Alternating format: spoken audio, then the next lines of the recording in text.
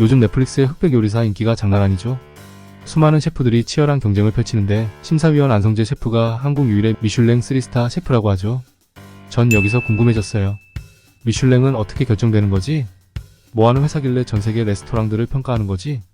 바로 타이어 회사로 시작한 미슐랭이 이제는 세계에서 가장 권위 있는 레스토랑 평가 시스템 중 하나로 요리사들이 꿈꾸는 최고의 상이 되기까지 얘기해보시죠.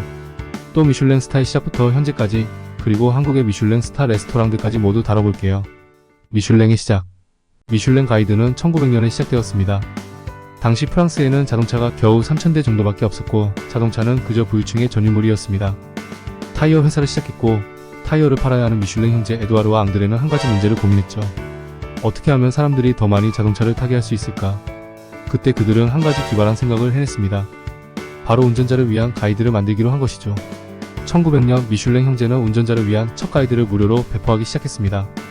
처음에는 레스토랑만 소개하고 별을 주는 게 아닌 운전자들에게 필요한 정보들이 담겨 있었죠. 주유소 위치, 타이어 교체 방법, 그리고 도로 지도까지. 심지어 여행 도중 머물 수 있는 호텔과 식당 정보도 포함되었어요. 이 가이드는 운전자들에게 필수적인 도구가 되었고 프랑스를 넘어 다른 유럽 국가들로도 퍼져나갔습니다. 그들은 1904년에는 벨기에로, 1907년에는 알제리와 티니지로, 그리고 1908년에는 이탈리아와 스위스까지 가이드를 확장했죠. 하지만 여러분이 잘 아는 미슐랭 스타는 아직 등장하지 않았습니다. 그 이야기는 좀 더 나중에 시작됩니다. 1920년대에 이르러 자동차가 더 보편화되면서 미슐랭 가이드는 그저 자동차 관련 정보를 넘어 식당에 대한 평가로 주목받기 시작했습니다. 특히 레스토랑 섹션은 점점 더 많은 사람들의 관심을 받았고 이때부터 미슐랭 형제는 레스토랑을 더 세밀하게 평가해야겠다고 결심했죠. 이때부터 미슐랭 형제는 전문 식당 검토자를 고용해 비밀리에 식당을 평가하기 시작했습니다. 이들은 마치 언더커버 비밀 요원처럼 식당을 방문해 음식의 질과 서비스를 평가했죠.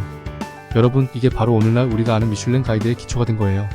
그렇게 탄생한 것이 바로 미슐랭 스타입니다. 1926년 미슐랭 가이드에 처음으로 원스타가 등장했습니다. 특별히 우수한 레스토랑을 대상으로 주어지는 이 별은 당시에도 큰 관심을 끌었죠. 처음에는 단 하나의 별만 주었지만 1931년에는 지금 우리가 알고 있는 3스타 시스템으로 확대되었죠. 미슐랭 스타를 받은 식당들은 마치 VIP 대접을 받는 듯한 느낌이었고 이 상은 곧 세계 최고의 요리사들에게 꿈의 상으로 자리잡게 됩니다. 그렇다면 미슐랭의 각 별들은 어떤 의미일까요? 미슐랭 스타의 의미. 사실 미슐랭 가이드는 별의 부여 기준에 대해 공식적으로 상세한 지침을 공개하지 않습니다만 전반적으로 각 별이 나타내는 의미를 알아보겠습니다. 먼저 원스타. 원스타는 좋은 식당을 의미합니다. 원스타를 받은 식당은 기본적으로 훌륭한 요리를 제공하는 곳으로 인정받습니다. 즉 누구나 쉽게 방문할 수 있는 맛집이라고 할 수 있죠. 만약 여러분이 여행 중에 길을 걷다가 발견한 아늑한 식당이 원스타를 받았다면 그곳은 꼭 가봐야 할 맛집이라는 얘기입니다. 원스타는 마치 이곳에서의 식사는 실망하지 않을 거예요 라는 신뢰의 표시죠. 다음은 투스타. 투스타는 우수한 요리를 의미합니다. 이 별을 받은 식당은 요리가 정말 뛰어나고 그 맛이 감동적이라는 뜻이에요. 셰프가 매일 새로운 요리를 고민하고 연구하는 곳이죠. 투스타는 마치 이곳은 특별한 경험을 할 수 있는 곳이에요. 그러니까 꼭 예약해야 해요 라는 메시지를 전달합니다. 여러분이 투스타 식당에 간다면 그곳은 단순한 식사가 아니라 진정한 미식 여행이 될 거예요. 마지막으로 3스타. 3스타는 여행을 위해 특별히 찾아갈 가치가 있는 식당을 의미합니다.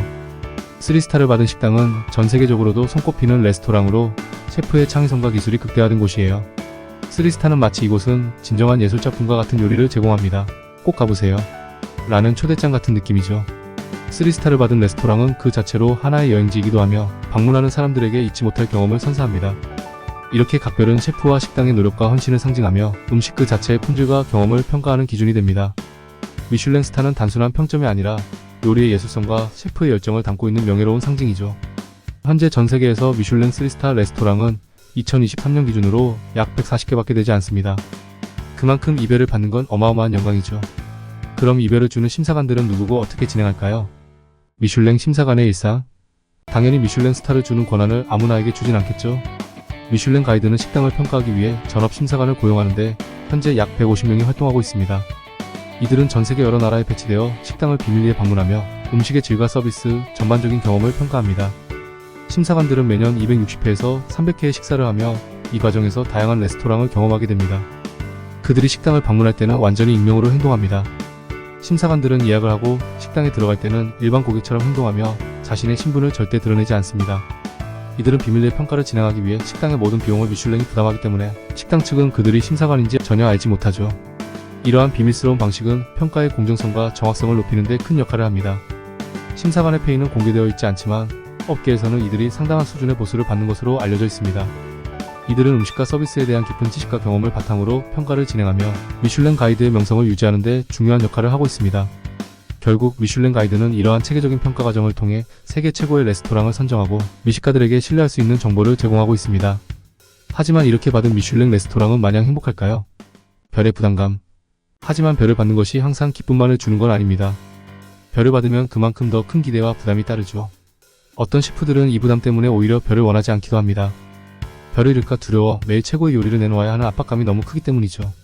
미슐랭 가이드는 매년 새로운 평가를 진행하기 때문에 한번 스타를 받은 식당도 지속적으로 높은 품질을 유지해야 하는 압박이 존재합니다.